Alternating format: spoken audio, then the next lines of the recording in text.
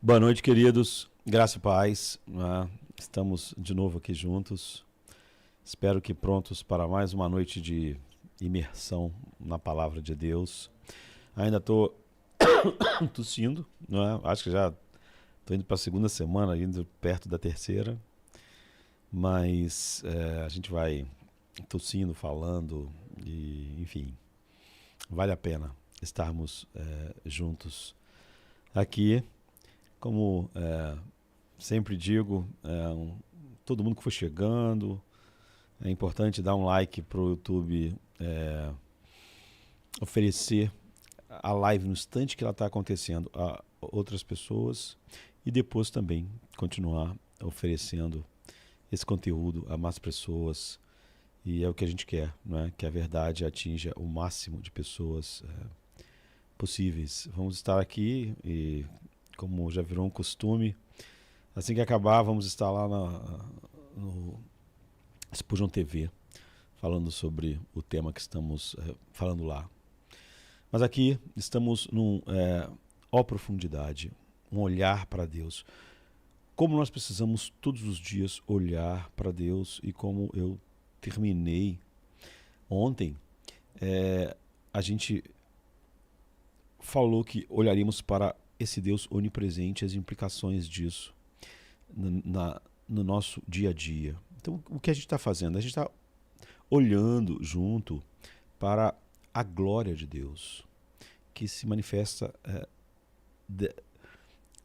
dessa maneira multifacetada. A gente viu na simplicidade de Deus que na verdade não é assim, mas na nossa pequenez é assim que nós podemos compreender. E quão importante olhar para a glória de Deus, não é? É fundamental. A Bíblia diz: não sou eu um Deus que está perto, diz o Senhor, e não um Deus distante? Pode alguém se esconder em lugares secretos para que eu não o veja? Diz o Senhor. Não. Encho eu o céu e a terra? Não encho eu o céu e a terra?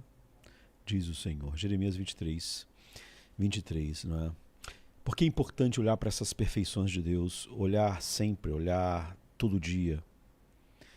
O apóstolo Paulo ele parece deleitar-se em expressar repetidamente a glória de Deus como o propósito final de tudo o que Deus faz. E se esse é o propósito de tudo que Deus faz, contemplar essa glória é o propósito e razão única para a nossa existência. Então, da predestinação à encarnação, da santificação à consumação, o propósito final é o mesmo: que Deus em Cristo seja engrandecido como supremamente glorioso. Paulo não apenas transborda regularmente com doxologias, profundidade, que atribuem toda a glória a Deus, como em Romanos 11:36, que é o nosso verso base, mas também em 16:27, Efésios 3:21, Filipenses 4:20, 2 Timóteo 4:18, e ele é abundante em doxologia. Mas ele também inclui muitas declarações explícitas de propósito para mostrar, por exemplo, que a glória de Deus é o fim da predestinação, como está em Efésios 1:4-6. É o fim da providência, Efésios 1:11. É o fim do selamento do Espírito, Efésios 1:13-14. Do ministério apostólico de Paulo, 2 Coríntios 4:15. Das boas-vindas cristãs, né, em Romanos 15:7. A confissão mundial de Cristo como Senhor, Filipenses 2:11. E a segunda vinda de Cristo, 2 Tessalonicenses 1:10. Então Paulo nos deixa com poucas dúvidas de que a nossa santificação também se enquadra nesse propósito, que Deus glorifique o seu povo de maneira incremental agora e totalmente, perfeitamente mais tarde. Deixa eu parar aqui meu cronômetro. E por causa da nossa glorificação, Filipenses 1:9-11. Então, o fim último da nossa salvação reside em Deus, não em nós. Na glória de Deus e não em nós. Então, na verdade, parte do que significa ser glorificado é ter o tipo de coração que fica feliz com isso. O que nós estamos fazendo agora é o que mais satisfaz o coração regenerado. não é? Olhar para as perfeições de Deus. Mas como Deus cumpre esse propósito? Como Deus realiza a nossa santificação de tal maneira que Ele é glorificado? Ao considerarmos 3 maneiras diferentes pelas quais Paulo responde a essa pergunta, né, antes de mergulharmos na perfeição que vamos ver hoje, emergem as implicações mais práticas para a vida, para o nosso chamado, enfim. Contemplar a glória é um meio de glorificação. Primeiro, Paulo mostra que um meio essencial de nossa glorificação é contemplar a glória de Deus em Cristo. Se nos tornamos gradativamente gloriosos com a glória de Cristo por meio de olhar para Cristo, então é a glória de Cristo que é magnificada quando nós somos santificados assim.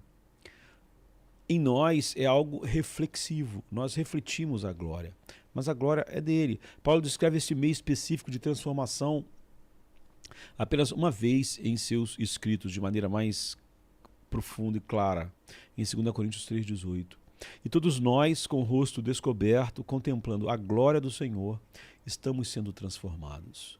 Nós somos transformados quando olhamos e somos capturados pela beleza de Deus. Somos transformados na mesma imagem, de um grau de glória para outro, porque isto vem do Senhor, que é o Espírito. Então, de acordo com este verso, nos tornamos gloriosos ao contemplar a glória de Deus. Então, quando você olha os cenários do Antigo Testamento e de 2 Coríntios 3:7 a 4:6, você tem um descortinar disso. Paulo está revelando a glória superior da nova aliança sobre a aliança mosaica. Pelas alusões que ele faz, nós podemos dizer que Paulo estava olhando, né, Êxodo 34, 29 e 33 a 35, quando Moisés desceu do Monte Sinai com as 2 tábuas do testemunho na mão. Enquanto descia do monte, Moisés não sabia que a pele do seu rosto brilhava, porque ele estava em comunhão íntima com Deus. Estava conversando com Deus.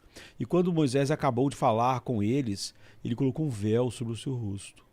E sempre que Moisés entrava diante do Senhor para falar com ele, ele retirava o véu até sair. E quando ele saísse e contasse ao povo de Israel o que lhe foi ordenado, né, por Deus, o povo de Israel veria o rosto de Moisés, que a pele do rosto de Moisés estava brilhando. E Moisés tornava a pôr o véu sobre o seu rosto até que entrasse para falar de novo com Deus. Então, Paulo adapta a situação do Sinai à sua própria situação de 2 maneiras diferentes. Por um lado, o apóstolo Paulo compara a maior parte dos leitores judeus da sua época com o povo do Sinai, que foi impedido de ver a glória de Deus, como todo homem que não está em Cristo. Esse é o nosso privilégio. Então ele diz, até hoje, quando lê a antiga aliança, o mesmo véu permanece aberto, 2 Coríntios 3,14. Mas, por outro lado, estes mesmos leitores também são comparados a Moisés, que levantou o véu quando se voltou para o Senhor na tenda do encontro. E diz, quando alguém se volta para o Senhor, o véu é removido. 2 Coríntios 3,15. Então Paulo está nos mostrando que há uma analogia entre Moisés remover o véu e se voltar para Yahvé, o eu sou, e o cristão se voltar para o Senhor e com o rosto descoberto contemplar a glória do Senhor, como nós temos feito. E produz esse ó na alma, que é o motor catalisador da santificação. Então, o resultado em ambos os casos lá, que Paulo está dizendo, é que quem vê se torna glorioso com a glória do Senhor.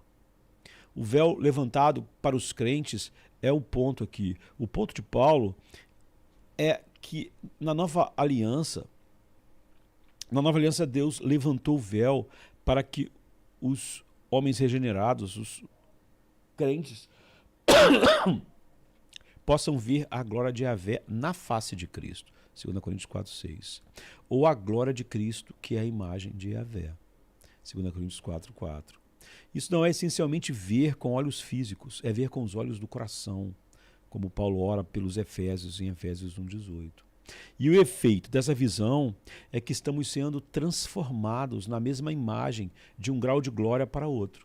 Portanto, é evidente não só que a glória para a qual somos transformados é a glória de Cristo, mas também que esta transformação acontece através da focalização do nosso olhar nele. Por isso é tão fundamental o que temos feito. Isso deve ser o padrão da nossa vida. Ele é a origem e a fonte da nossa glória, não de forma impessoal ou mecânica, como se pudéssemos alcançar a sua glória sem conhecê-lo ou sem prestar atenção a ele, mas apenas através de uma contemplação face a face. Dessa forma, ele se torna ainda mais central nessa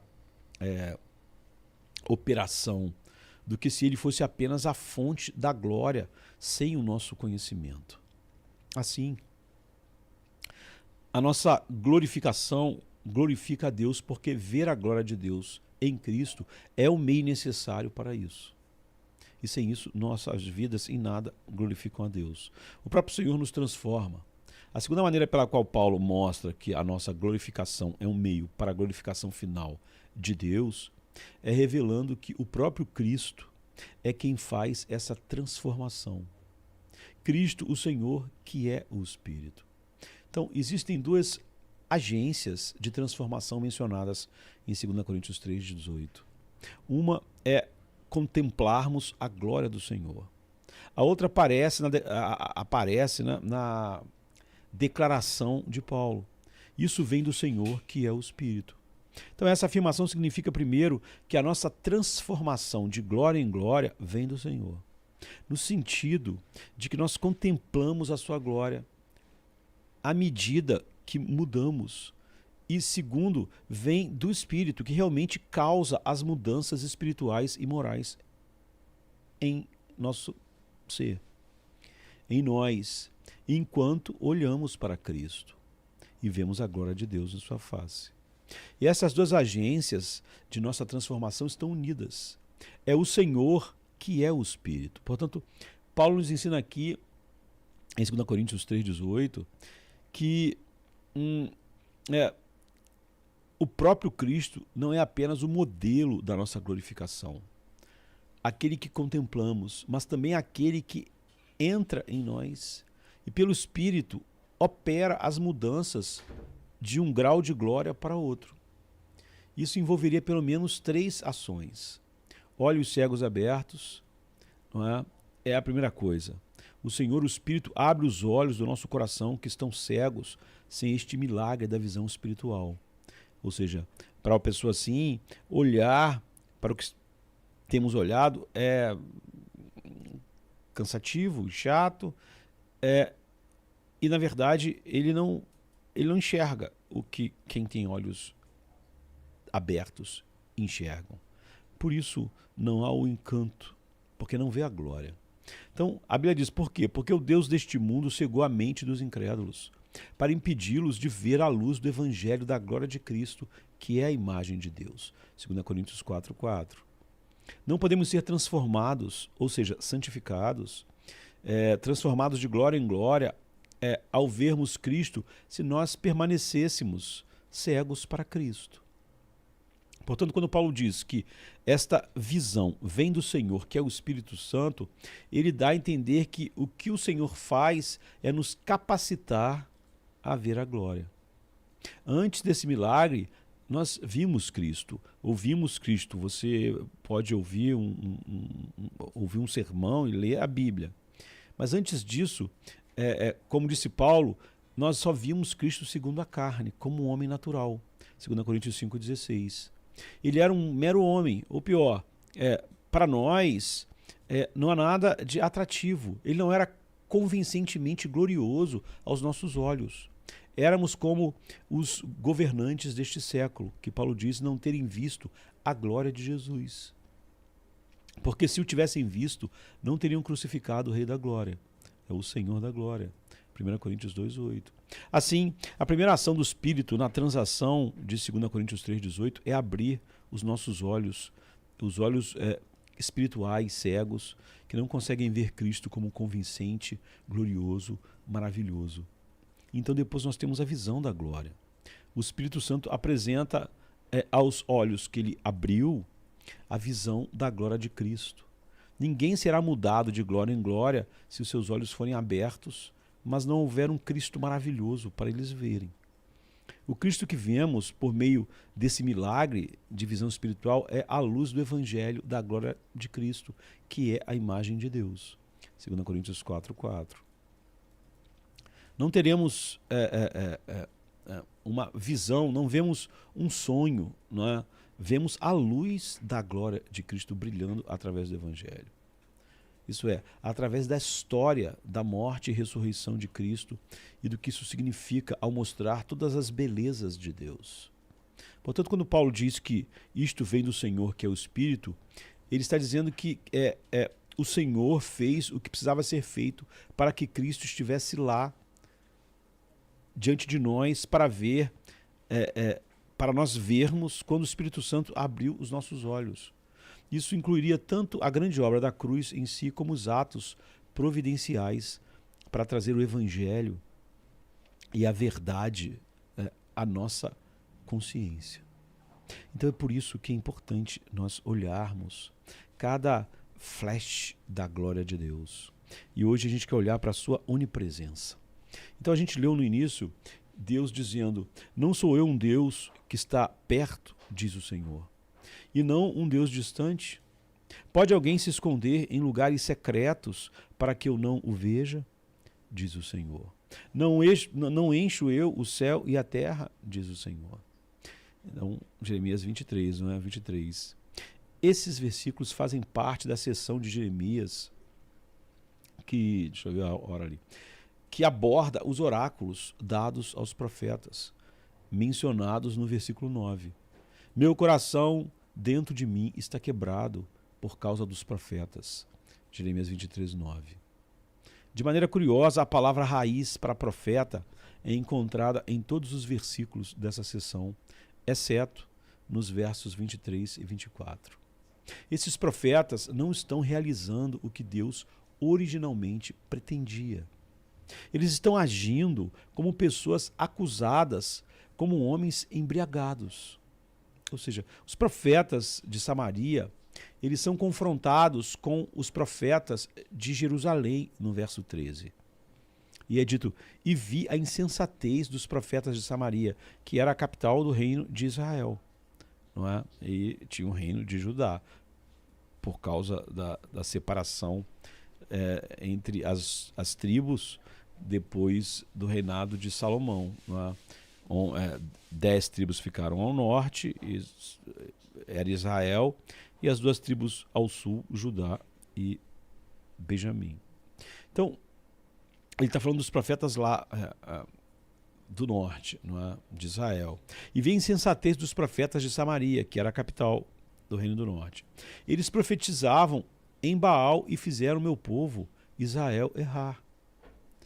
Versículo 13. Os profetas de Samaria já causaram a ruína de Israel.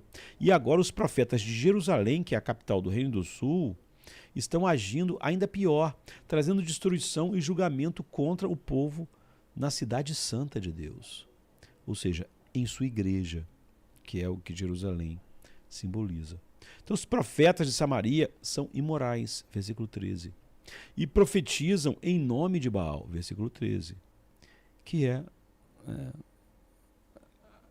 expressam a mente do diabo. Tudo que não é conectado à glória de Deus, o humanismo secular, etc. Levando Israel ao erro como resultado, versículo 13. E os profetas de Jerusalém estão agindo ainda mais horrivelmente, versículo 14. Porque eles cometem adultério, eles são falsos mestres, eles estão misturando a verdade com mentiras e incentivam o mal e ações mais, versículo 14, onde ninguém está se arrependendo dos seus pecados, mas estão encontrando racionalizações, porque os profetas estão profetizando assim. Né?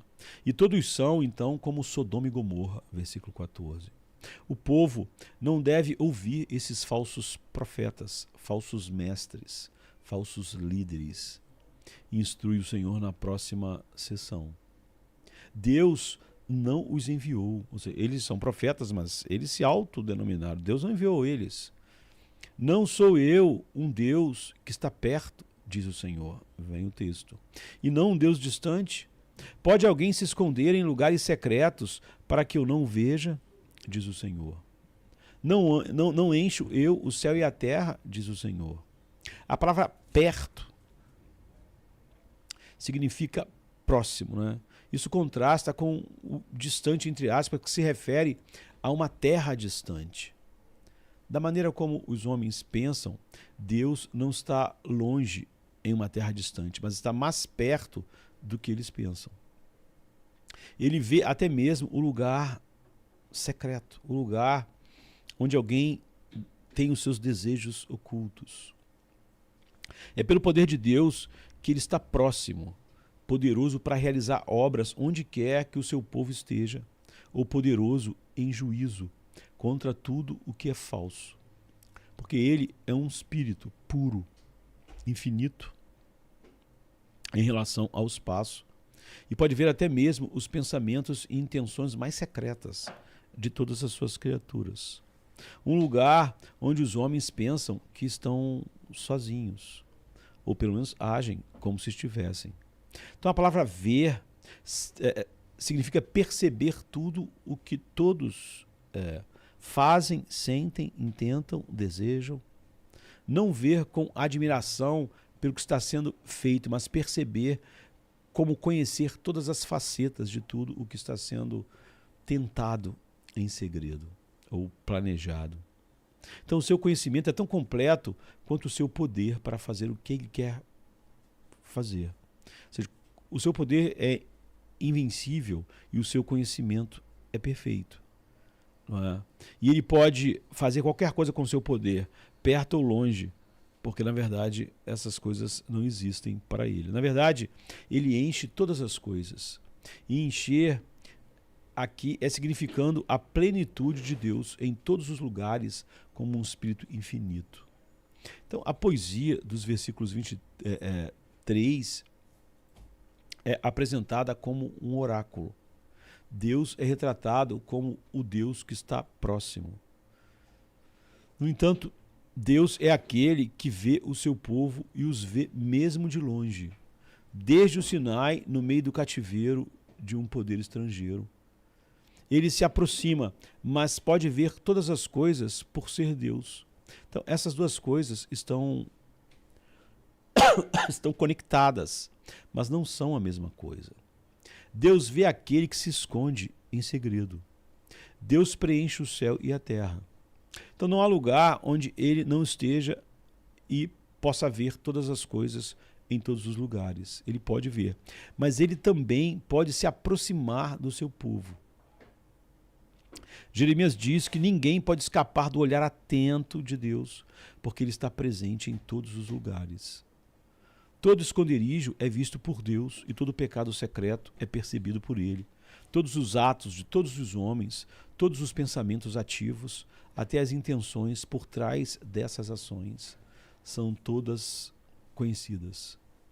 Então, esse Deus transcendente que preenche o universo vê e conhece cada ação e cada pessoa, independentemente de estarem agindo de forma boa ou má. Deus, então, vê os líderes da sua igreja, os profetas, que não estão seguindo a sua palavra, que estão cometendo pecados hediondos e ensinando as pessoas a cometerem pecados. Eles não falam em seu nome. Ele não os enviou verdadeiramente como sacerdotes. Não é? Mas Deus, porque preenche o céu e a terra, sabe exatamente o que eles estão fazendo. Deus, por sua essência, está presente na plenitude do seu ser de 4 maneiras, de 4 formas: universalmente, celestialmente, de acordo com a aliança, e hipostaticamente. Então, universalmente, onde Deus, em sua essência ou ser, está em todos os lugares. A infinita ou infinitude, em relação ao espaço é chamada de imensidão. Pode ser conhecida por uma palavra teológica familiar chamada onipresença. Não é? A imensidão de Deus é a infinitude de seu ser em relação ao espaço. Ele preenche a imensidão com sua presença. Então, sua onipresença é a infinitude do seu ser em relação às suas criaturas e ao seu universo criado. Ele está igualmente presente com todas as suas criaturas. Ele está igualmente presente com todas as suas criaturas em todos os momentos e em todos os lugares. E ele está lá, quer percebam ou não. Jacó disse: certamente o Senhor está neste lugar e eu não sabia. Gênesis 28:16, não é? Deus não está longe de ninguém. Deus preenche todo o espaço, tempo e toda a criação. As limitações do espaço não se aplicam a ele. Ele não está ausente de nenhuma parte do espaço, mas está inteiramente em toda ela. Ele não está nem mais presente em uma parte do que está em outra. Ele está onde ele está na plenitude do seu ser o tempo todo. Mas de fato habitará Deus na terra? Eis que os céus e até os céus dos céus não te podem conter. Quanto mais esta casa que eu tenho edificado. 1 Reis 8:27, na oração de Salomão. Então, a Bíblia ensina que Deus está próximo dessa maneira para toda a sua criação. Um só Deus e Pai de todos, o qual é sobre todos, e por todos, e em todos vós. Efésios 4:6. Não encho eu o céu e a terra, diz o Senhor. Jeremias 23:24. Eis que os céus e até o céu dos céus não te podem conter. 1 Reis 8:27. Então Agostinho disse: o mesmo Deus está em toda parte, em sua totalidade, sem ser limitado por lugares, preso por nenhum vínculo, dividido em nenhuma parte, mutável em nenhuma parte, preenchendo o céu e a terra, e onde seu poder está presente, sua natureza não está ausente. Se Deus é infinito em sua essência, ele não pode ser limitado a nenhum lugar, nem estar mais em um lugar do que em outro. Então Deus transcende todas as limitações espaciais e está presente em cada ponto do espaço, com todo o seu ser em cada ponto. Deus não tem limitações em relação ao espaço. Então, onipresente significa estar presente em todos os lugares. Ele preenche o céu e a terra, e, como o texto diz, com a sua essência. Não há lugar que seja negado a presença plena de Deus. Ele está essencialmente presente em todos os lugares. Então a essência de Deus, o ser de Deus, a plenitude de Deus está em toda parte, sustentando todas as coisas pelo poder da sua imensidão. Não importa onde alguém possa considerar, não importa onde alguém possa pensar que está sozinho e em segredo, não importa se estão com pessoas ou sozinhos, nem mesmo nos recessos mais profundos do próprio espaço ou nos pensamentos mais íntimos da mente, mesmo em outras dimensões que a humanidade está apenas começando a descobrir cientificamente, nesta época da história, Deus está lá. Para onde me irei do teu espírito? Ou para onde fugirei da tua presença? Se eu subir ao céu, lá tu estás. Se fizer no inferno a minha cama, eis que tu ali estás também. Salmo 39:7, né? Então sua presença está com todas as coisas, cada parte da criação. A palavra com, entre aspas, aqui é muito importante, aqui nesse contexto. Ela carrega a ideia de proximidade. Ele sustenta todas as coisas pela palavra do seu poder, porque está com todas as coisas. Tudo foi criado por ele e assim tudo tem sua existência mantida por ele, já que ele está em todas as coisas. Deus deve estar presente com todas as coisas para sustentar todas as coisas, sustentar a existência delas, o ser delas. Todas as coisas inanimadas e todas as coisas vivas e todas as coisas racionais. homens, demônios, todas as coisas. Senhor, tu desde há muito tens cuidado da terra e a fazes voltar a florescer. Salmo 36, 6. Sustentando todas as coisas pela palavra do seu poder. Hebreus 1, 3. Ele está presente com todas as suas criaturas. Ele está com todas as suas criaturas na terra, no céu e por todo o cosmo, até mesmo em dimensões secretas para os seres humanos. Então sim, Deus está lá. Ele está tão presente com os santos quanto com os ímpios.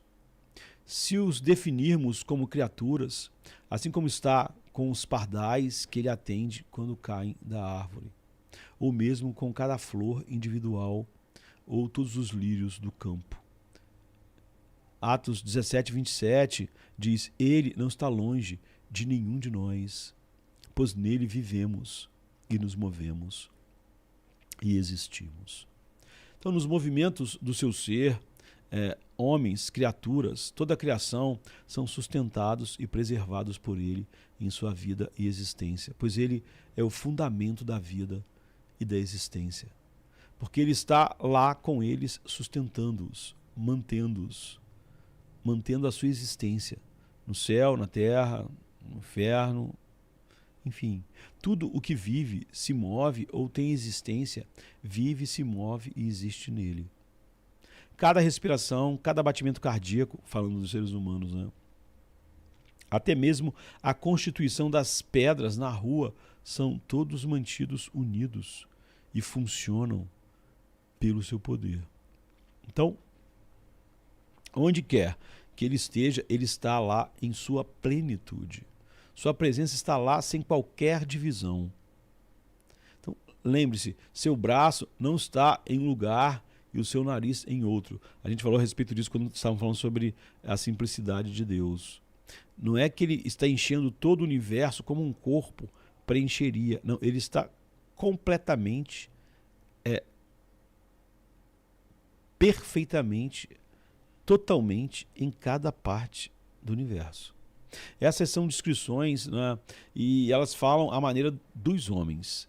Ele é um espírito puríssimo, onde a plenitude do seu ser é onipresente em todos os lugares, presente em todo o seu ser, em cada ponto. Não há espaço, nem mesmo o menor espaço, que pode ser chamado de matéria escura do espaço, ou o menor espaço com a menor molécula, ou átomo dos átomos, não é?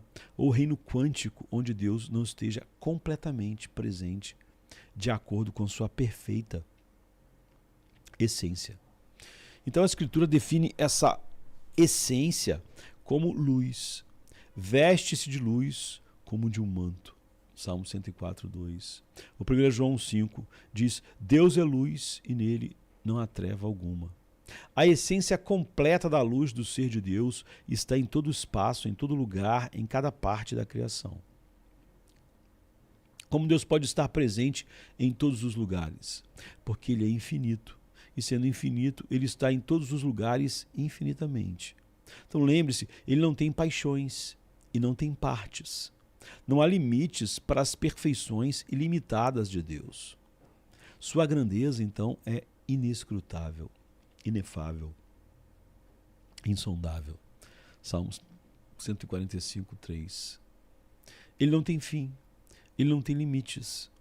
Não há fim para o que Deus é ou pode fazer de acordo com a sua vontade e o seu ser.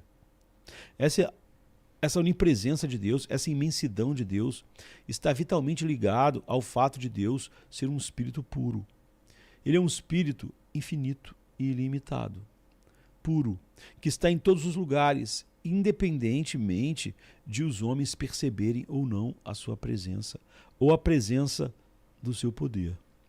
Pode haver uma objeção, não é? A Escritura não limita sua presença. Deus não habita no céu, ou em um tabernáculo, ou na arca da sua presença, ou nos corações dos homens regenerados, ou em lugares assim. Isso não é uma limitação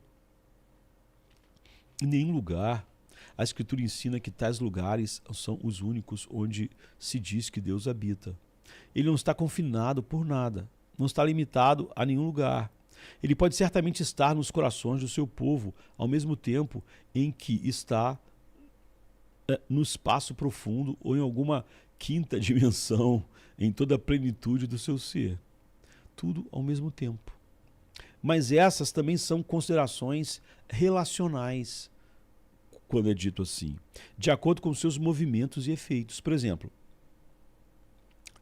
Deus às vezes é dito como abandonar seu povo por um tempo, ou esconder o seu rosto. Salmo 10:1. Ele não está próximo de algumas pessoas. O Senhor está perto de todos os que o invocam, de todos os que o invocam de verdade. Salmo 145, 18. O Senhor está longe dos ímpios, mas ouve a oração dos justos. Provérbios 15, 29. Aqui vemos que ele está perto e longe. Mas perto e longe são termos aqui relacionais. Não termos que se referem à essência de Deus em sua localização exata. Quando nós temos problema uma quebra de comunhão com nossa esposa, esposo, filhos, a gente diz o quê?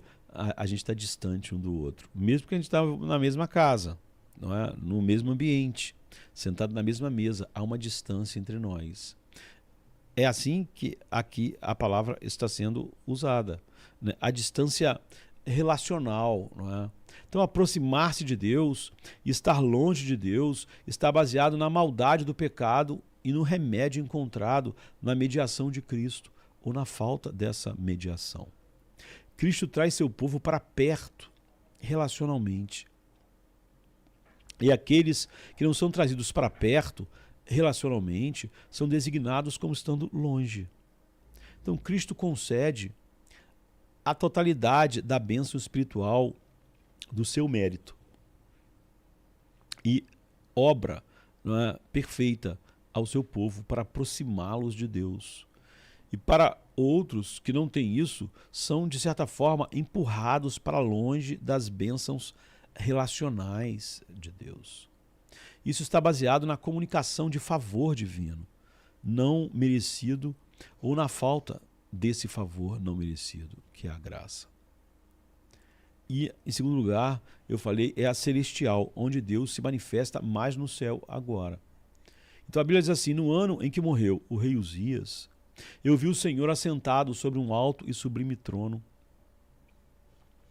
e as abas das suas vestes enchiam o templo. Isaías 6:1. Até mesmo a parte mais insignificante da visão das vestes de Deus, a bainha, não é? Enche o templo no céu. Ninguém nunca diz a outra pessoa: oh meu Deus, que bainha maravilhosa em sua roupa. Porque a bainha não é algo no qual a gente acha importante, mesmo que a gente olha para uma bela roupa. Então, eles nunca elogiam a bainha. Ah, da sua roupa que eu mais gostei foi a bainha. Eles elogiam a aparência de toda a peça. Com Deus, a bainha é trazida à tona para ser vista em Isaías 6 porque é a parte mais insignificante da roupa. Mas ela é gloriosa em Cristo. Ela enche todo o templo. Ela é a parte mais insignificante no que diz respeito a uma peça de roupa. Mas com Cristo, tudo é significativo e nada é insignificante. Tudo é glorioso. Isso é por meio de visão, mas dá às pessoas uma compreensão sólida de que no céu Deus se manifesta mais para suas criaturas justificadas do que na terra em uma comunicação tangível. Aqui na terra, as pessoas veem Cristo e Deus pela palavra, e pelo livro da criação, ou seja, pelas obras de Deus. No céu, ele se manifesta na plenitude da face de Cristo, que agora é Deus e um homem, com o corpo. Em sua própria presença, onde até a bainha de sua roupa é gloriosa de se contemplar. Então os anjos voam em sua presença lá e clamam que ele é santo, santo, santo. Eles experimentam Deus mais no céu, porque no céu Deus se comunica mais a eles por meio da palavra eterna, Cristo. Então Deus é dito estar assentado nos céus, num trono. Não é? Aquele que está entronizado nos céus se rirá. Salmo 2,4. Ele é dito habitar nas alturas. Na minha angústia invoquei o Senhor e o clamei ao meu Deus. Ele do seu santo templo ouviu a minha voz. Salmo 18,6. Né? Então o seu trono é dito estar nos céus. Assim diz o Senhor, o céu é o meu trono e a terra é o estrado dos meus pés. Isaías 66,1. Né? Sua face é dito estar lá em glória. Vede, não desprezeis a qualquer destes pequeninos, porque eu vos afirmo que nos céus os seus anjos sempre contemplam a face do meu Pai celeste. Né? Mateus 18:10. Isso ajuda a mostrar que Deus reside lá em sua glória. Mas tende chegado ao Monte Sião, a cidade do Deus vivo, a Jerusalém celestial, a incontáveis hostes de anjos, a universal assembleia e igreja dos primogênitos arrolados nos céus. Chegado a Deus, o juiz de todos, aos espíritos dos justos, aperfeiçoados. Hebreus 12:22 em diante. A majestade e a glória de Deus são vistas mais claramente no céu neste momento. Do céu ele derrama ou envia suas bênçãos. Assim que Salomão acabou de orar, desceu fogo do céu e consumiu o holocausto e os sacrifícios. E a glória do Senhor encheu o templo. 2 Crônicas 7:1. Ele declara suas bênçãos a partir do céu. E eis uma voz dos céus que dizia: Este é o meu filho amado, em quem me comprazo. Mateus 3:17. Então, do céu, ele envia ou derrama seus juízos. O Senhor trovejou dos céus, o Altíssimo fez ouvir a sua voz. 2 Samuel 22. Então, o carro de Deus, na visão de Ezequiel, do Filho de Deus montado em seu trono, sentado em seu trono de julgamento e juízo, é uma imagem muito poderosa. Então, Deus não habita na terra da mesma forma que ele habita nos céus por meio de manifestação. Pode ser melhor dizer assim: Deus não manifesta a sua presença na terra da mesma forma que ele manifesta atualmente para aqueles no céu. O céu é um lugar muito especial da manifestação de Deus neste momento. Não é que ele esteja mais lá do que está em todos os lugares. Então, uma observação adicional para os ímpios. Não é?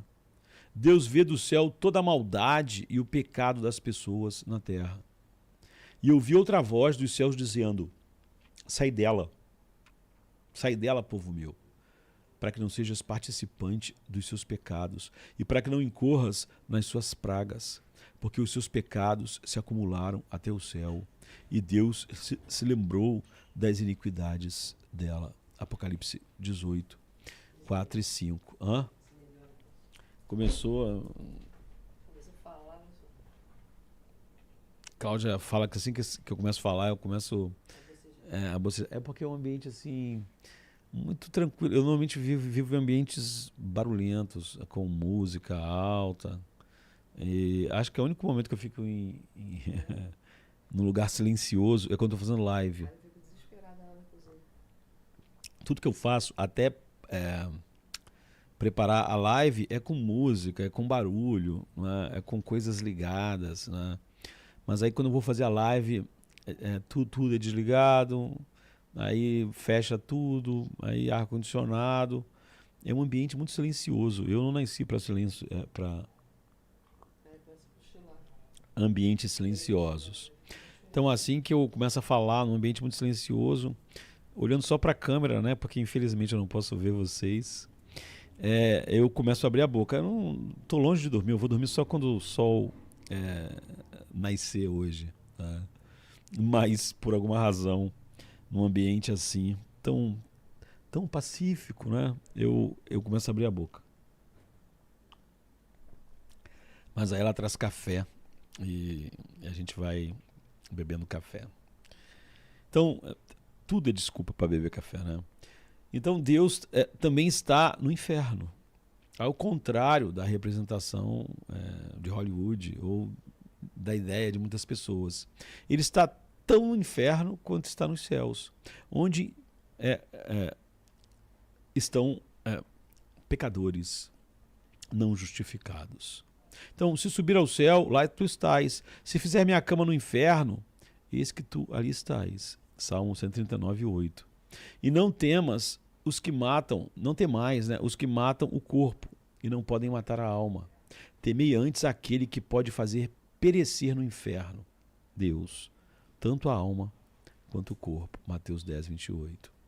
Então, os quais sofrerão penalidades eternas, longe da face do Senhor e da glória do seu poder. 2 Tessalonicenses 1:9. Então, há uma grande manifestação de Deus de maneira relacional, tanto no céu quanto no inferno.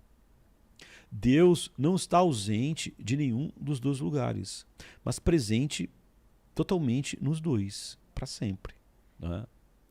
No céu e no inferno. Mas ele comunica a sua glória de maneira oposta. No céu, há alegria eterna e bênção comunicada por sua presença. No inferno, ele comunica ira e justiça, onde há miséria e aflição eterna, né, em sua onipresença. E depois, ele se manifesta assim na aliança, né, onde Deus está próximo dos seus santos redimidos por meio de Cristo. A distância entre nós e Deus e a criatura a distância entre Deus e a criatura, né, nós, é tão grande que, embora as criaturas racionais devam obediência a Ele como seu Criador, elas nunca poderiam desfrutar dele como sua bem-aventurança e como sua recompensa, a menos que houvesse alguma condescendência voluntária, soberana, por parte de Deus, não é, expressa por meio de um pacto, de uma aliança. Então Deus se inclina para fazer um pacto com o seu povo por meio do Senhor Jesus Cristo. Então é dito: quem é semelhante ao Senhor, nosso Deus, que habita nas alturas, mas se inclina para ver o que se passa no céu e na terra. Salmo 113, 5. Deus comanda seu povo pactualmente por meio da sua palavra escrita, o Sola Scriptura. O mesmo lugar onde a gente contempla a glória de Deus na face de Cristo, nas Escrituras.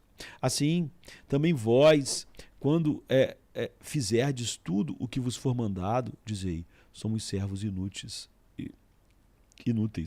Fizemos apenas o que deveríamos fazer. Lucas 17, 10. Ele faz pacto com eles. Naquele mesmo dia, o Senhor fez uma aliança com Abraão. Gênesis 15, 18.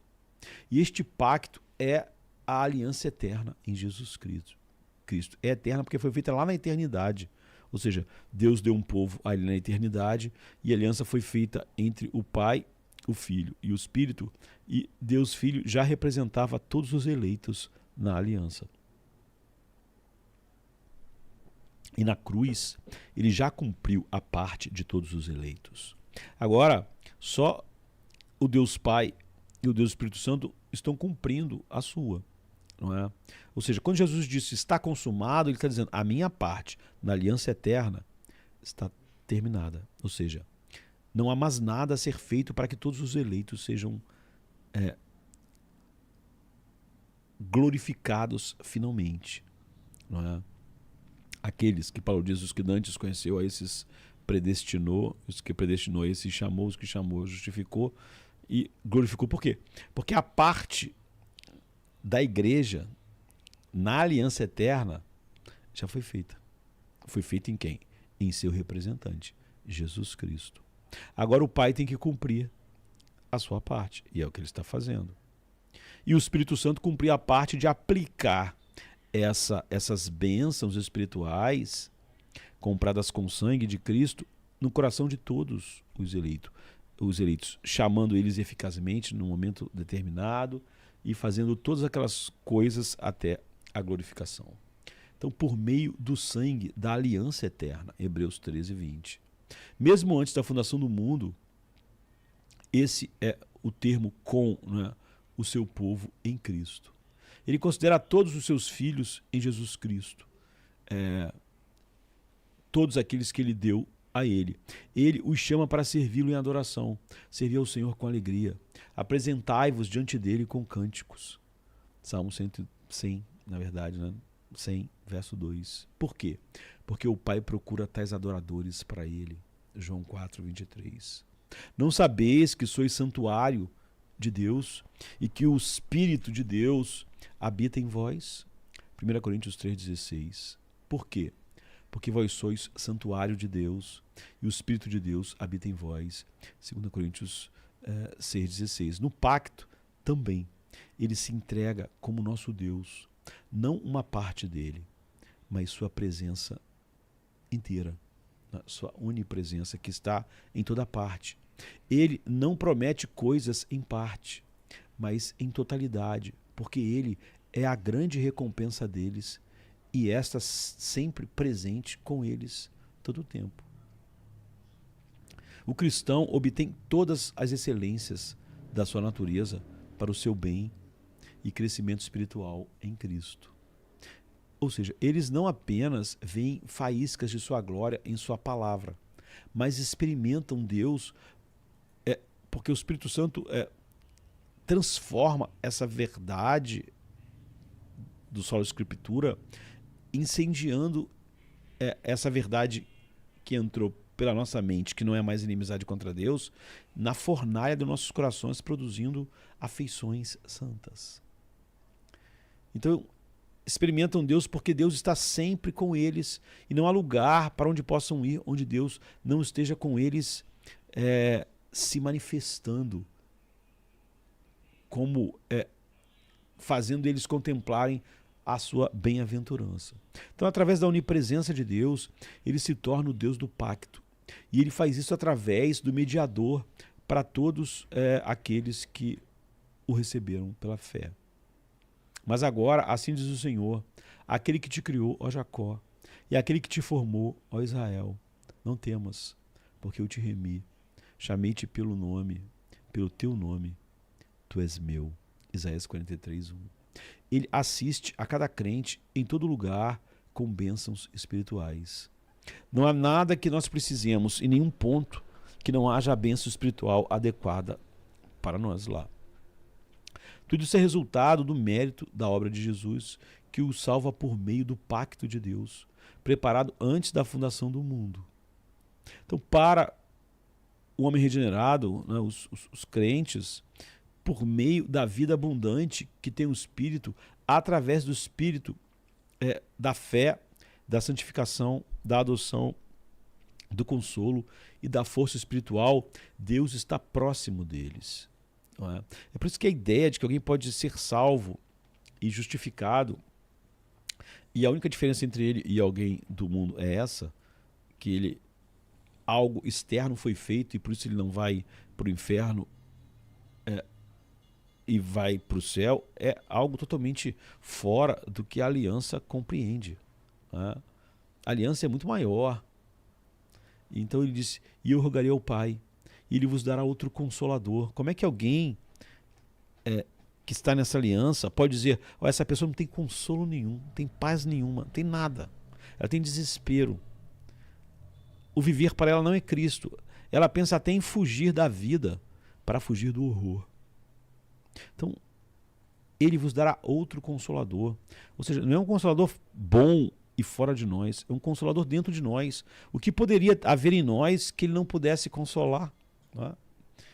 A fim de que esteja para sempre convosco.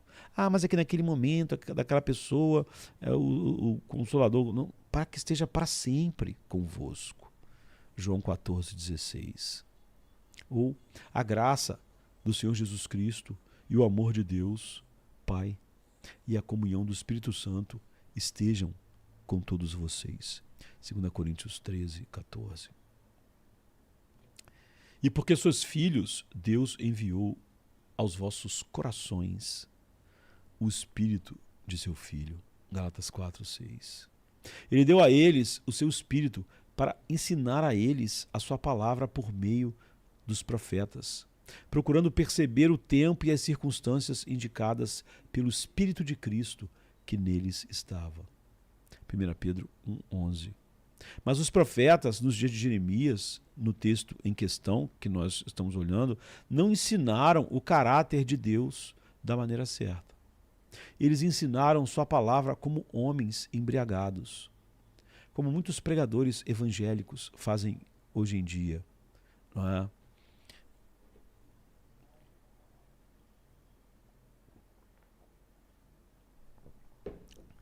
Em oposição a isso, Cristo prometeu isso. E eis que eu estou convosco todos os dias, até a consumação dos séculos. Amém. Mateus 28:20. Essa promessa é para a igreja através do Espírito Santo. Porque assim como o corpo é um e tem muitos membros, e todos os membros, sendo muitos, constituem um só corpo, assim também com respeito a Cristo. Pois em um só Espírito todos nós fomos batizados em um só corpo. Batizados no Espírito, com o Espírito Santo, quer judeus, quer gregos, quer escravo, quer livres. E a todos nós foi dado a beber de um só Espírito. 1 Coríntios 12:12.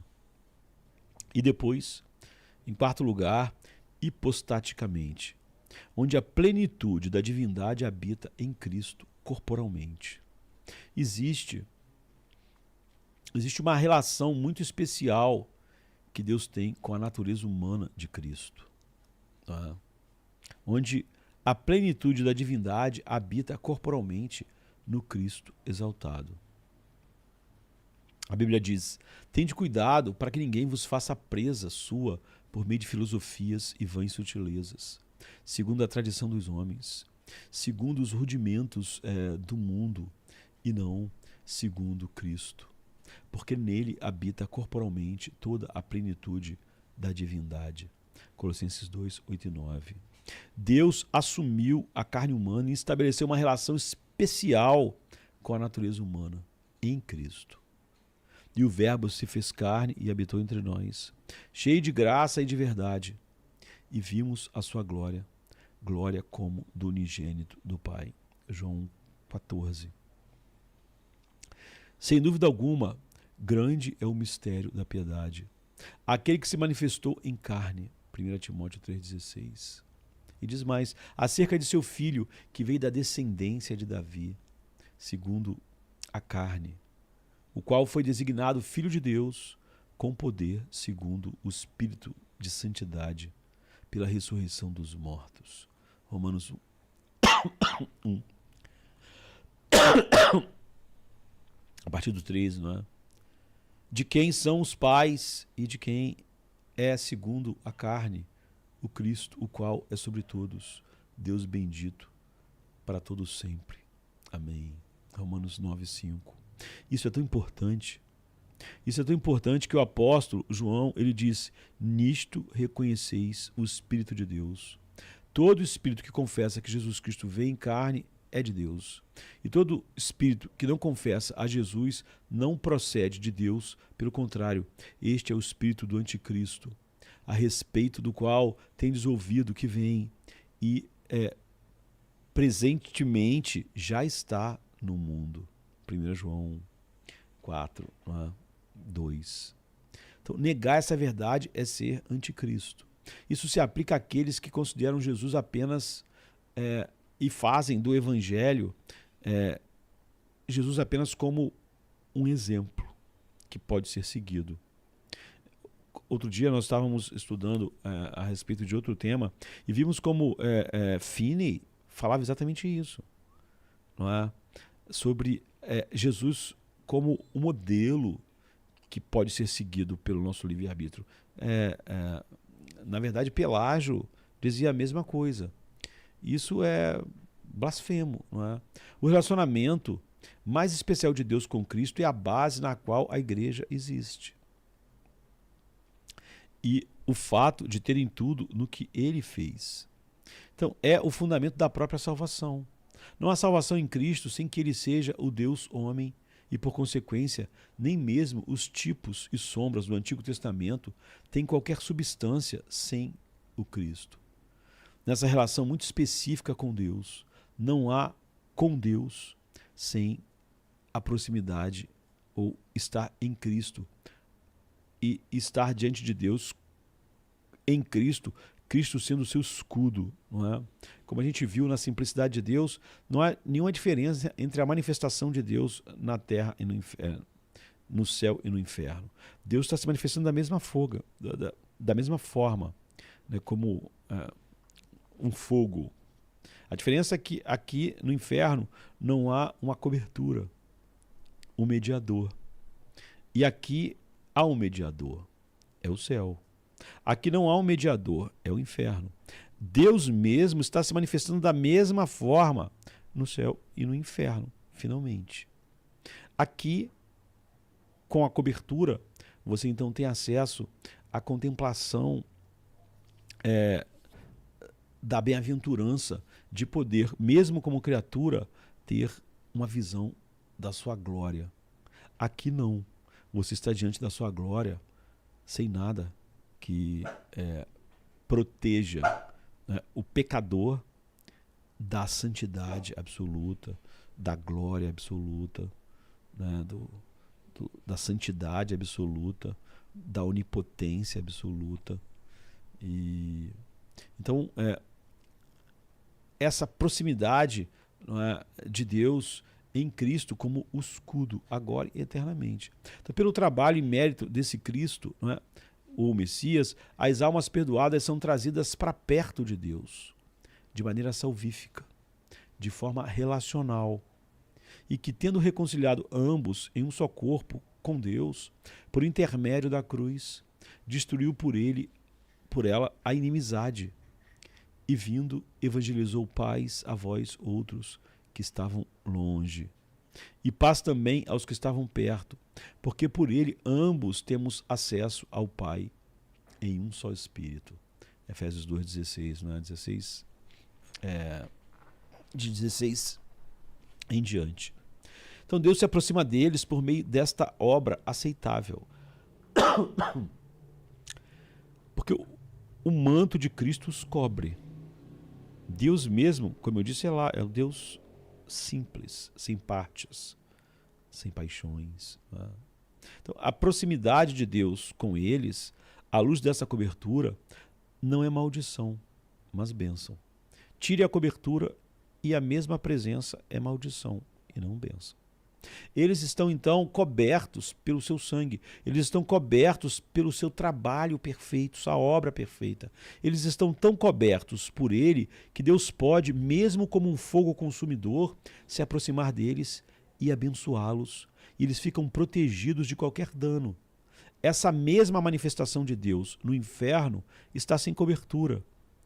Então não é que no inferno Deus está se mostrando de uma forma e de outra. É que aqui se experimenta o mesmo Deus, não é? Esse mesmo fogo consumidor, sem o escudo, a proteção que faz com que esse fogo consumidor se aproxime para abençoá-los e eles fiquem protegidos de dano e então possam desfrutar da glória. Isso é um pensamento verdadeiramente surpreendente, que o Deus sempre presente, não é, igualmente em todo lugar, pode trazer pecadores para perto dele de maneira santíssima, só por causa do que Cristo fez por eles. Deus se aproxima deles de forma relacional através de Cristo. É por isso que Cristo diz que ele é o caminho não para Deus, mas ele é o caminho para o Pai. Ou seja, é o caminho para essa única possibilidade relacional, íntima com Deus, mesmo ele sendo um fogo consumidor. E não apenas por meio Pai no sentido que às vezes é empregado, meio raro, mas é empregado na Bíblia como Deus é o pai de toda a criação, né? Aqui está falando sobre relacional, né? Sobre pai no sentido mais estrito. E por sua vez eles se aproximam de Deus através de Cristo, porque trazem sacrifícios cobertos pelo sangue, que é o próprio Cristo, o sangue da aliança eterna, em cada dever que realizam. Então eles podem louvar a Deus, e isso pode ser louvor. Em vez de eles serem consumidos, eles não são consumidos não porque a voz deles é boa, porque eles são sinceros. Eles não são consumidos porque esse louvor está coberto pelo sangue, pela perfeição de Cristo, pela sua obra, ao escudo, não é? À proteção. Então, não importa onde os cristãos estejam, pois Deus está lá em toda a sua plenitude e em toda a sua glória do trabalho e mérito de Cristo. Então, Paulo diz, pois a nossa cidadania está nos céus, de onde também esperamos o Salvador, o Senhor Jesus Cristo. Filipenses 3:20. Mas um dia, eles estarão com Ele. Na casa do meu pai há muitas moradas. Muitas moradas aqui não, onde está falando, é uma casa, tem muitos quartos. Se assim não fora, eu vos teria dito, pois vou preparar-vos lugar. E quando eu for e vos preparar lugar, voltarei e vos receberei para mim mesmo, para que onde eu estou ou estiver, estejais vós também. João 14:2, né? Que todos sejam um, como tu, Pai, que estás em mim e eu em ti. Que também eles estejam em nós, para que o mundo creia que tu me enviaste. João 17:21 é a oração sacerdotal de Cristo. E há a promessa desse Cristo, esse libertador, este Deus, na qual ele diz ao seu povo da aliança: eis que estou convosco todos os dias, até a consumação dos séculos. Mateus 28:20. Deus está próximo do seu povo através desse Cristo. Universalmente, você vê, celestialmente, na aliança eterna e hipostaticamente. Deus está perto de você, muito perto, na verdade, com você. Na imensidão de Deus, em sua onipresença, Deus está perto de você em todas as suas providências, como cristão. Deus está perto de você como totalmente presente, onde quer que você vá e em tudo o que você faz.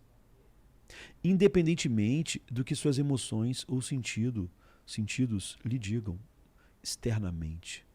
Sua mente deve ser informada sobre a verdade disso, a verdade das Escrituras, do solo Escritura, de que Deus está próximo, independentemente se há percepção, sentimento, etc.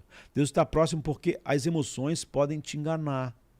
A palavra de Deus nunca te engana. Deus está presente em todos os lugares, como ensina a Escritura, não é? Em Deus não há ausência, nem lugar nenhum. É como se não houvesse vários lugares. Todo Deus está presente em todos os lugares contigo. Não parte dele, todo ele. Não há uma providência que você possa experimentar que não seja guiada e ordenada pela totalidade de Deus. E que ele não esteja próximo em cada uma dessas circunstâncias. E lá ele está bem aí com você enquanto você atravessa isso, para ver como você pode executá-la com retidão ou não, baseada no seu poder e capacitação infinitos. Ele é onipresente com todos, o tempo todo. Ele conhece tudo, pois sustenta e dirige tudo. Isso acontece porque ele está perto de todos, com todos e vê tudo. Ele está tão presente na casa quanto no campo. Ele está tão presente com você no trabalho quando você está cortando sua grama. Não é? No entanto, você sabe, há lugares especiais que ele aprecia, uma comunhão especial com você. Uma comunicação especial de Deus é encontrada na oração secreta. Mas tu, quando orares, entra no teu quarto, teu aposento, e fechando a porta, ora a teu pai que está em secreto. E teu pai, que vê em secreto, te recompensará publicamente. Mateus 6,6. É um lugar secreto, mas muito aberto aos olhos de Deus. Uma comunhão e proximidade especiais de Deus são encontradas na adoração em espírito e em verdade. Pois o Pai procura a tais que assim o adorem. João 4:23. O Senhor ama as portas de Sião mais do que todas as habitações de Jacó. Salmo 87:2. Você vê, ele ama as portas de Sião mais do que todas as habitações. Está falando da adoração congregacional. Ele ama estar com o seu povo reunido. A adoração congregacional é um lugar onde Deus se manifesta mais do que mesmo nas suas devoções particulares. Ou seja, há uma revelação mais profunda de Deus na adoração congregacional do que na minha vida devocional. Ele ama habitar perto dos redimidos reunidos na Assembleia, onde ele se aproxima deles e ministra seu espírito a eles. Você ama a Assembleia dos Santos? Você pode dizer com o Salmo: amo mais as portas de Sião do que todas as casas separadas, né? Então, você ama isso ou tudo isso é chato e tedioso? Eu já disse isso, Deus tem um deleite especial em seu povo reunido. Mas hoje em dia, por causa da nossa cultura extremamente individualista, nós criamos desculpas, às vezes até falsamente espirituais, igual aqueles profetas que Jeremias está acusando, para justificar de que eu mesmo sou a igreja, ou que eu acho problemas que justifiquem, mil dificuldades. Ou então é assim, as pessoas pensam que tudo pode durar bastante. Eu às vezes vou, quando posso, a um estádio de futebol.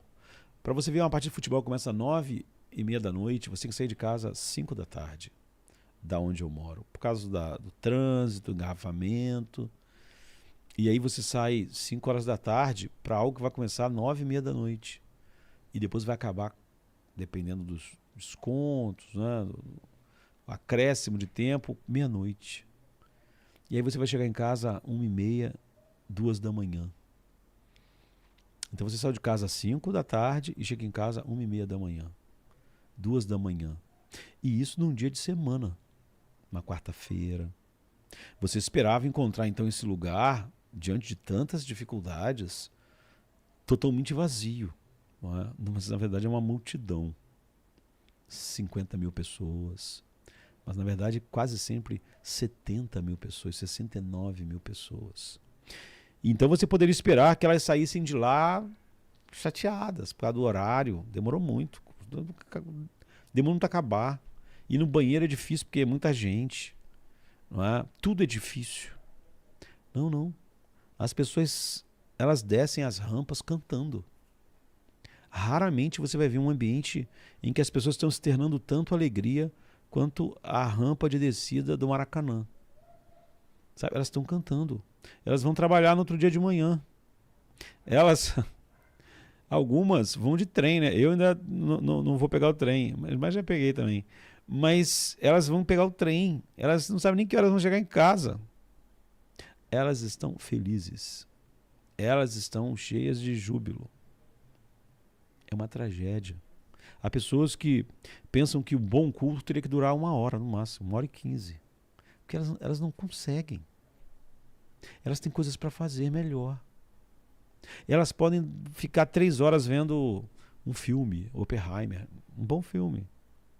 Não é? Mas elas não podem ouvir mais do que meia hora sobre a palavra de Deus. Não podem, não conseguem. Enquanto a Bíblia diz que Deus se deleita e ama. Alguma coisa está errada em nossos corações quando não nos deleitamos no que Deus mais se deleita. Não é? Deus considera a proximidade com Ele como algo muito especial e comunica muitas bênçãos maravilhosas ao se aproximar de você. E ainda mais, especialmente, quando você está em comunhão. Mesmo na eternidade, nós vamos continuar conhecendo Deus com conhecimento direto muito maior, mas ainda vamos eternamente continuar conhecendo Deus através das pessoas, dos nossos irmãos. Porque cada um é um ser diferente, que Deus vai estar fazendo coisas diferentes, que vão estar louvando Deus e vão estar nos falando a respeito de Deus. E em sua providência, Deus está governando todas as coisas, estando em todos os lugares e vendo todas as coisas como abertas e nuas diante dele. Todos os seus atributos infinitos estão presentes para você. E você vê melhor os muros de separação que foram quebrados, como de ambos os povos ele fez um, como ele destruiu a inimizade quando a igreja de Deus se reúne. Então é maravilhoso. E não há criatura que não esteja manifesta na sua presença. Pelo contrário, todas as coisas estão nuas e patentes aos olhos daqueles a quem temos de prestar contas. Hebreus 4:13. Deus, em sua infinitude, não é? E sua infinidade de atributos, se aproxima de você de forma relacional para conforto por meio de Cristo. E observe, Deus nunca está mais próximo de você do que está agora em termos de localização e em termos de aliança em Cristo. Mas isso não significa que ele não manifestará mais manifestamente sua glória e poder a você em algum momento futuro. Ou o abençoará com um maior senso da presença dele. Em nenhum momento ele vai estar mais presente do que sempre esteve. Mas ele vai te abençoar muitas das vezes com uma percepção maior dessa presença. Isso significa apenas que você está tão perto da presença providencial de Deus agora quanto jamais estará. Você não pode em nenhum momento estar mais próximo de Deus. Não há lugar para onde você possa ir que possa ficar mais longe de Deus. E não há lugar para onde você possa ir que possa estar mais perto de Deus do que está agora. Alguns objetam e dizem: e o céu? A presença corporal de Cristo e a bela visão de Deus em sua face, na face de Cristo, são mais manifestas, perceptíveis para os crentes no céu do que aqui. Mas Cristo, Deus, está tão perto de você e de mim quanto a presença de Deus está, que é onipresente, tanto quanto estará no céu. E Deus também está presente com os ímpios, assim como com os piedosos. Deus não está mais presente com os piedosos do que com os ímpios. Deus está presente com você e com todos como um pecador ímpio. Ele está presente com você quando você peca diante dele. Está presente com os ímpios que se recusam a obedecê-lo, reconhecê-lo. Não podemos nos afastar do olho invisível, da proximidade que Deus, do Deus que tudo vê. Ele vê tudo porque ele está próximo de tudo. Nada é feito em segredo sem que Deus esteja lá. Porque a pessoa que está fazendo está existindo, se movendo e respirando nele. As pessoas tentam pecar em segredo, mas isso só nos diz duas coisas. Uma, que eles temem mais os homens do que a Deus. Eu acho isso uma das coisas mais tristes. Eu já falei isso algumas vezes. Muitas pessoas dizem que eles têm lá o problema deles, a pornografia. Então eles estão no computador olhando em sua tela aquilo, não é? A pornografia. E eles dizem que eles não conseguem deixar de fazer isso. Ok. Alguém mexe na porta e ele imediatamente tira a tela, não é? Isso mostra o quê? Que ele teme mais os homens do que... Deus estava lá o tempo todo e ele não ligava. Ele estava agindo como se Deus não existisse. E isso é a definição de impiedade. O ímpio, ele vive como se Deus não existisse. E piedade quer dizer a contínua percepção da presença de Deus. Então você vive de acordo com essa percepção. Em segundo lugar, que eles realmente não se importam. Em primeiro lugar é isso, que as pessoas, o homem natural, ele teme mais os homens do que a Deus. Então, uma coisa que ele não faz na frente de um homem, ou que ele não conseguia tirar da tela o que ele estava vendo, mas se alguém vai entrar, ele consegue. De repente ele consegue. Ele não tinha forças, mas agora ele tem. E se a pessoa ficar lá horas sem fim, ele vai continuar conseguindo. Talvez se ela saia, ele volta para o que estava fazendo antes. Então, porque eles temem mais o homem do que a Deus. Em segundo lugar, eles realmente não se importam que Deus os veja e esteja com eles. Em ambos os casos, eles pecam eminentemente diante de Deus.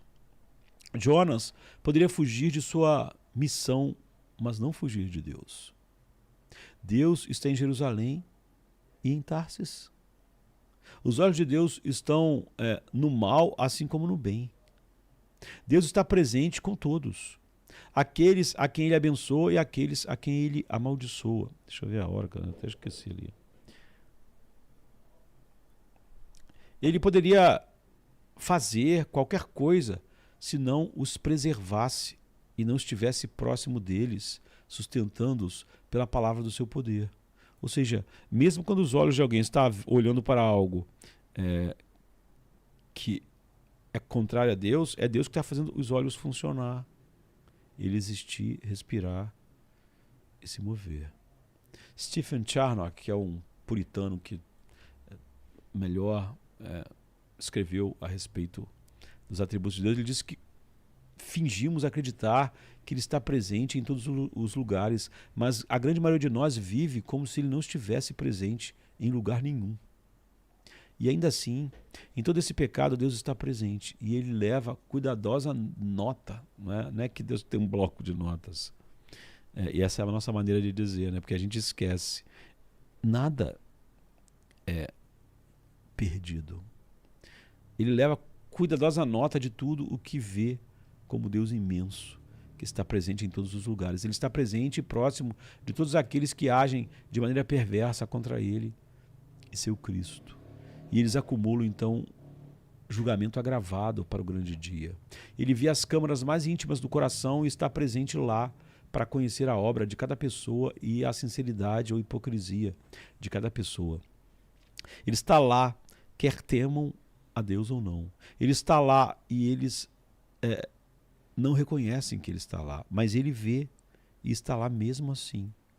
Todo pecado é, na verdade, uma afirmação de ateísmo prático.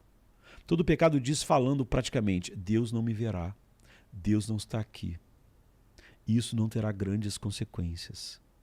Todo pecado e todas as ações dos ímpios, ou todo pecado, não importa quem está cometendo, demonstram a depravação de sua natureza ao negar o Deus que o sustenta, mesmo enquanto ele está cometendo o pecado. Deus está presente de maneira salvadora apenas em Cristo. Ele não está presente de maneira salvadora em nenhum outro lugar. E ele não está presente, você vê, de maneira salvadora em ninguém. Ninguém merece a presença salvadora de Deus. Ele só tem essa presença em Cristo. E se alguém estiver em Cristo, ele então tem a presença salvadora de Deus. Mas a Bíblia também diz que em Cristo nós somos novas criaturas. Não é simplesmente não vamos para o inferno. Essa proximidade em Cristo, essa presença de Cristo com o seu povo nos proporciona benefícios. Cristo veio para ser Deus conosco, Emanuel. Deus conosco foi um grande benefício de sua aliança. Ser tão próximo. A proximidade de Cristo e o poder esclarecedor do Espírito Santo é uma habitação. Isso é muito próximo, está presente em todos vocês que são cristãos ao mesmo tempo. Um pensamento como esse é um grande obstáculo para as tentações, se for usado corretamente. Nenhuma flecha ardente do diabo ou dardo pode estar tão presente conosco quanto Deus está presente. Ele vê a flecha ardente que voa e atinge, ou o lançador que a lança. Os demônios mais malignos e horrendos não podem estar tão próximos de nós quanto Deus está. E deles, dos demônios, também, a propósito. Ele está presente com você para aliviá-lo e presente com o diabo para conduzi-lo para os seus próprios propósitos santos. Assim foi com o santo Jó, derrotando os seus inimigos e tirando triunfantemente dessas provações avassaladoras com uma visão muito mais grandiosa de Deus. Então essa presença é tão poderosa, tão grande e tão próxima que não importa o que o diabo ou até mesmo o mundo jogue contra você, tais coisas nunca podem prejudicar o relacionamento e a proximidade do santo em Cristo Jesus. Pode ser que o diabo empurre o espinho um pouco mais fundo no lado do apóstolo Paulo, em 2 Coríntios 17:7, não é? Mas ele não pode tirar do apóstolo a graça divina, na qual ele está tão próximo por meio de Cristo, que é impossível estar mais próximo de Deus do que ele está. Impossível porque Deus está próximo em todos os pontos, em todos os lugares e em todas as circunstâncias. Nem o espinho na carne de Paulo está mais próximo de Paulo do que Deus está. Essa é uma grande motivação para a santidade. Tais pensamentos sobre a proximidade de Deus o movem como santo e faz o cristão ter a percepção de cada vez mais se aproximar dele. A proximidade de Cristo é um grande conforto para você, que Deus está presente em todos os lugares em Cristo, na aliança eterna. É eterna e está próxima de você. Não está longe, como viajar para um país estrangeiro sobre o mar, enfim. Como se a jornada fosse tediosa e difícil para chegar ao local desejado, para só então eu ter a presença de Deus. Deus está em toda parte da jornada para o seu povo, para você, o tempo todo, não apenas por uma perfeição necessária de sua natureza, mas pelos benefícios de Cristo dados a você como sua igreja. Ele está em todas as criaturas como seu preservador. Todas como o preservador. Não é? Ele que preserva e mantém existindo anjos, demônios, homens e todas as criaturas. E todo o universo. Então, ele está em todas as criaturas como seu preservador. Mas ele está na igreja como seu protetor. Como seu consolador. E faz a igreja permanecer na justificação da justiça de Cristo. Ele os enche de graça. Ele os enche com os efeitos do Espírito, da presença dele, o fruto.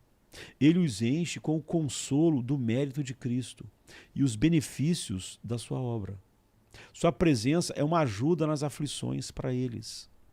Ainda que meu pai e minha mãe me abandonassem, o Senhor me acolherá. Salmo 37:10.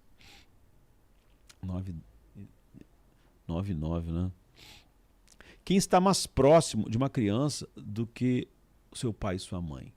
Então Deus pode proteger você, seu povo, socorrê-lo e ajudá-lo mais do que você pode ser afligido, porque nada está mais próximo de você do que ele.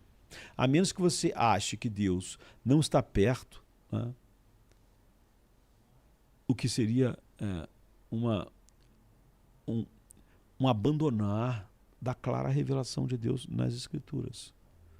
Seu Deus está longe e você tenta se aproximar dele como se você pudesse se aproximar dele. Tais pensamentos tornam Deus muito pequeno, de fato. Ele está perto de você para ajudar. Ele é sua torre forte. Ele é o seu santuário. Deus é nosso refúgio e fortaleza, socorro bem presente nas tribulações. Salmo 46:1. E Deus faz isso por necessidade, pois ele está obrigado a ajudar porque está cumprindo as promessas da aliança que o seu filho já cumpriu representando o seu povo. Ele promete estar perto dessa forma. O sim e o amém são os benefícios devidos a você como pecador redimido. E Jesus é o sim e o amém. Sim e amém em Cristo mostram que Deus está perto de você relacionalmente de maneira bendita. Sua presença está próxima em sua adoração se você realmente o adora. Ele vê tudo e aceita toda a nossa adoração em Cristo, desde que nós apresentemos Cristo, não é? E toda a obra de Cristo. Aquilo que Deus prescreve é apresentado sobre o sangue de Cristo. Seu sangue os torna aceitos. E assim Deus se aproxima de nós, porque Ele está próximo de uma maneira muito especial na adoração. Ele não está próximo daqueles que mudam sua adoração. Não há bênção nisso. Não há comunicação de bênção na adoração idolátrica. Não há aprofundamento da proximidade de sua aliança, quando aquilo que ele prescreve é jogado no lixo. Isso não significa que ele não está perto da adoração pecaminosa. Significa que não há benefícios nessa proximidade, porque nada é comunicado por Deus àqueles que oferecem adoração idolátrica. Mas ele recebe o louvor de seu povo como um aroma suave em Cristo, em todas as coisas prescritas por ele. Você está lavado sob o sangue da aliança eterna de Cristo, o mediador. Sua adoração a Deus é tão importante para o Pai como se Cristo estivesse em seu lugar, por você, em seu nome, apresentando a adoração. E é o que ele faz.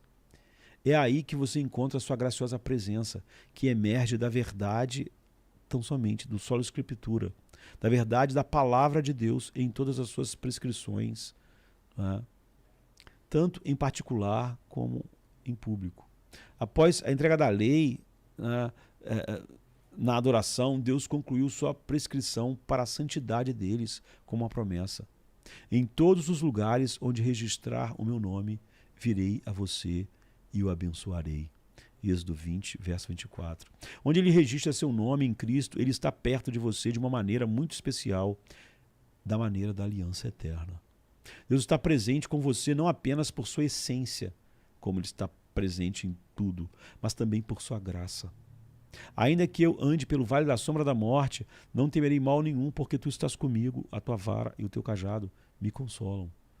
Salmo 23, 4, mas Isaías 43 fala a mesma coisa, né? A partir do 1, Romanos 8, 31.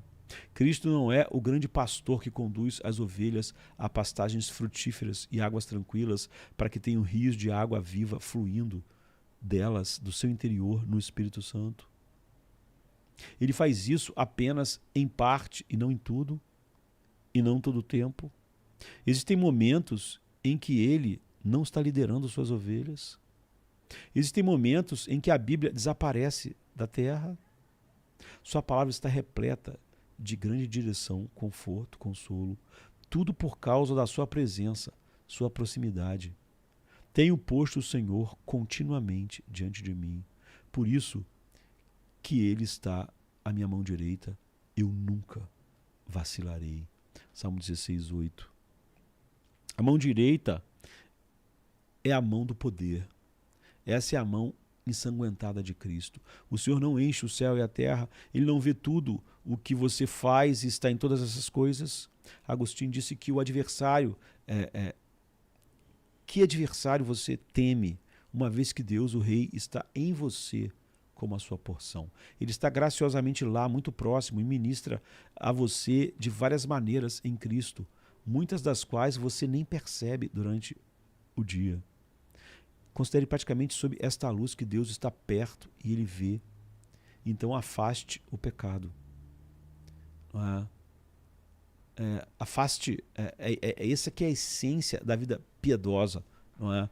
É você sempre ter a percepção dessa presença e falar como José: como pois eu cometeria tamanha maldade e pecaria contra Deus? Gênesis 39, 9.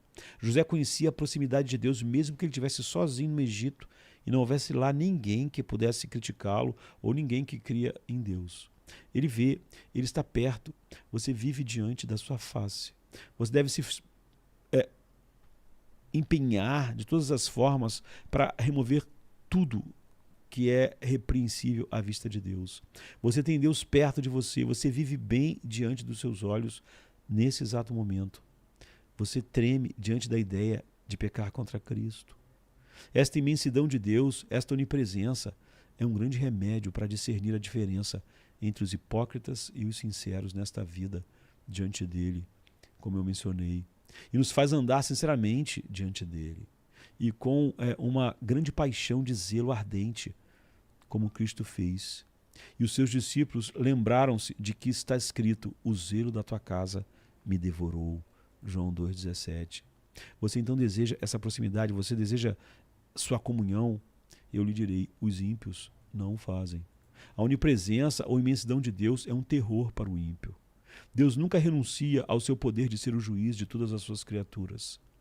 Se você é ímpio, não pode se esconder de Deus. Não há possibilidade disso. O salmista disse que Deus nos busca e sabe o que fazemos em lugares secretos. Ele não enche o céu e a terra. É um terror para os ímpios que Deus esteja presente em todos os lugares, em todas as intenções e pensamentos. Ele está em todas as reuniões secretas de conselhos de empresas. Ele está lá se você é uma coisa no culto, mas na sua empresa você está dando um jeito nos impostos. Ou como vendedor está dando um jeito para vender melhor. Ele está lá em todos os quartos de hotel onde as pessoas cometem os atos mais vis de devassidão sexual e adultério. Ele está lá quando as pessoas cobiçam, invejam, difamam, fofocam e pensam pensamentos que não são de acordo com a sua mente, que são desonrosos para Cristo. Existe algum lugar para se esconder de Deus do Deus que está em todos os lugares? Rebeldes e criminosos não podem escapar dele, hipócritas não podem escapar dele. Eles têm um julgamento pairando sobre suas cabeças. Não há fenda secreta, sequer na câmara mais íntima da sua mente e coração, que escape do olhar e da presença onipotente de Deus. As pessoas pensam que não há consequências para um pensamento secreto. Ninguém vê. Os olhos do Senhor estão em todos os lugares, contemplando os maus e os justos, ou justificados, né? Provérbios 15:3. E onde quer que ele esteja, ali ele está na plenitude do seu ser, com toda a sua essência, para se opor a toda coisa que se opõe a essa essência.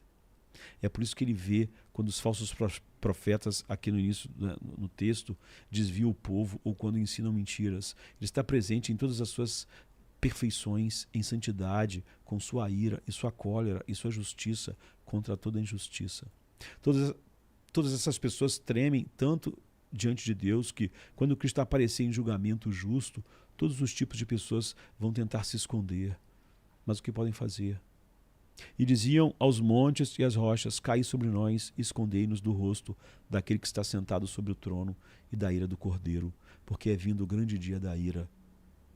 E quem poderá subsistir? Apocalipse 6, 16, 17. Não há lugar para se esconder. Não é? Então eu vou encerrar com uma observação que alguns objetam, que Deus não está assim no inferno. Pessoas ímpias preferem, como dizem, sem conhecimento, ir para o inferno, pois estar no inferno é melhor, porque Deus não está lá. O inferno é o lugar em que o homem pode chafurdar no pecado. Eles interpretam erroneamente as palavras de Cristo no julgamento. Apartai-vos de mim, vós que praticais a iniquidade. Mateus 7:23. Eles pensam que ele não está presente com os ímpios no inferno, tanto quanto com os justificados no céu. Mas no inferno, o que Cristo está dizendo lá no julgamento é que ele não está presente com os ímpios em seu amor, graça e bênção. Ele não está comunicando o seu amor a eles. Ele não é o seu escudo contra a presença do Deus imutável, infinito. Eles se afastam de todas as suas bênçãos do pacto e mesmo das bênçãos providenciais que eles, apesar de tudo, desfrutam nesse mundo. eles são muito miseráveis lá. Eles estão na presença da luz de Deus enquanto são pecadores e sem uma cobertura e sem nada da graça providencial que ainda faz a vida possível aqui. Eles são atormentados não por demônios, eles são atormentados por essa luz que eles queriam que as pedras cobrissem, então eles não podem. Eles são atormentados por essa luz, eles são atormentados pela santidade de Deus, eles são atormentados por essa luz exposta a seus corpos e almas escuras pela eternidade. Não são atormentados por demônios. O inferno é o inferno porque Deus está lá. Porque um fogo se acendeu na minha ira e arderá até o mais profundo do inferno e consumirá a terra com a sua colheita e queimará os fundamentos dos montes. Deuteronômio 32, 22. O inferno é inferno porque o juízo de Deus é derramado lá em medida perfeita para cada pecado, cada ato, cada pensamento que Deus estava presente enquanto estavam sendo cometidos contra ele durante toda a vida. Para escapar disso, o remédio está apenas em Cristo. O arrependimento, que é um dom, e a fé em Cristo e em sua obra pactuada, que devem ser obtidos antes de comparecerem diante do tribunal de Deus, que está em todos os lugares, do Deus que está em todos os lugares. Se eles não se arrependerem e não mudarem seus caminhos por meio de Cristo, pelo Espírito, eles residirão no inferno com a luz santa de Deus, sem impedimentos, sem coberturas, e isso por toda a eternidade. Esse será o tormento deles, a presença da luz infinita de Deus. E o que vai nos levar a um próximo atributo, a nós considerarmos talvez amanhã. Que Deus possa ampliar essa verdade em nossos corações, porque a gente viu que ela é prática para a vida, para a santidade, para como nós vivemos em todos os lugares e para nos deleitarmos na perfeição de Deus. Que Deus nos dê uma noite abençoada. Daqui a pouco eu vou estar lá no Spurgeon TV. Se você quiser, esteja lá conosco também. Em alguns minutos só, até a gente começar lá. Eu tomar um copo d'água aqui, uma coisa aqui, e já vamos começar. Se quiser, vamos estar juntos e dê o seu like, compartilhe. Se não é inscrito, se inscreva. Vamos juntos nos deleitar em nosso Deus. Amém, queridos? Amém.